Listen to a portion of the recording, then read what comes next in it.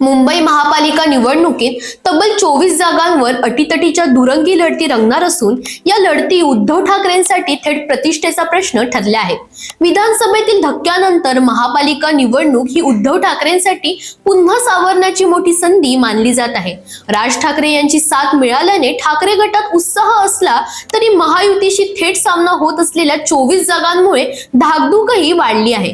शहर आणि उपनगरांमधील या दुरंगी लढती अत्यंत लक्षवेधी ठरणार आहेत। प्रभाग 182 मध्ये माजी महापौर मिलिंद वैद्य ठाकरे गटातून रिंगणात असून त्यांच्या विरोधात भाजपचे राजन पारकर मैदानात आहेत। प्रभाग 101 मध्ये माजी महापौर विशाखा राऊत यांचा सामना एकनाथ शिंदेच्या शिवसेनेच्या प्रिया सरवणकर यांच्याशी होणार आहे। प्रभाग 226 मध्ये विधानसभा अध्यक्ष राहुल नार्वेकर यांचे बंधू मकरंद नार्वेकर यांचा सामना अपक्ष तेजल पवार यांच्याशी होत आहे। प्रभाग 106 मध्ये भाजपचे ज्येष्ठ नेते प्रभाकर शिंदे यांच्या विरोधात मनसेचे सत्यवान दळवी मैदानात उतरले आहेत।